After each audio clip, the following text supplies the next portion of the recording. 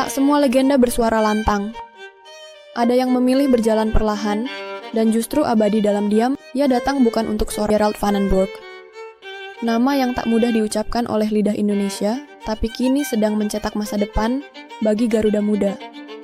Bukan lewat teriakan, bukan dengan selebrasi, tapi lewat kesunyian latihan. Tentang pria yang pernah menggetarkan Eropa, namun justru menemukan makna di Asia. Tentang legenda yang tak haus kamera, tapi kini justru menjadi layar bagi para pemain muda kita untuk tampil.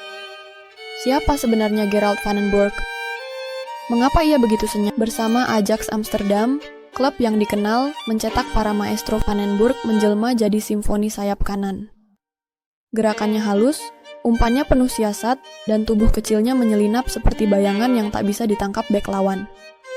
Ia bukan pencuri gol, ia adalah arsitek, pelukis, dan pematung dalam satu kaki kanan. Dari Ajax ke PSV Eindhoven. Dari kompetisi domestik ke pentas Eropa. Gerald tak mengejar sorotan. Justru sorotan yang selalu mengejarnya. Salah satunya, gelar suci yang hanya dimiliki segelintir. Juara Piala Eropa tahun 88 bersama tim nasional Belanda yang ditakuti dan disegani.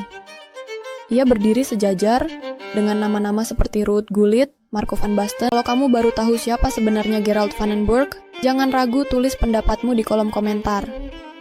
Kita di sini bukan hanya untuk mengingat, tapi untuk belajar dari masa lalu. Di zaman ketika highlight harus dicetak ke dalam kaset, dan pujian datang bukan dari likes, melainkan dari mulut ke mulut, Gerald van den Burg telah menciptakan sensasi yang tak banyak orang sadari. Ia kembali ke PSV Eindhoven, bukan sebagai bintang, tapi sebagai pelatih tim muda. Menyusun ulang potongan-potongan kecil dalam anak-anak yang bermimpi besar. Tanpa kamera. Tanpa tepuk tangan. Tahun 2025, Indonesia memanggilnya. Bukan sebagai pelatih utama, tapi sebagai asisten di bawah Patrick Kluivert. Ia pun menerima. Tanpa pamrih, tanpa sorot kamera. Dan tak berhenti sampai di situ, ia juga dipercaya membesut timnas U23 dengan peran menyelaraskan fondasi dari U17 hingga U20.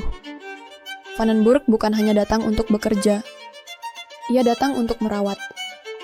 Merawat talenta muda yang haus arah dan mengubahnya jadi generasi emas yang sosok seperti Van den Burg sedang menyusun batu demi batu, membangun jalan panjang bernama masa depan.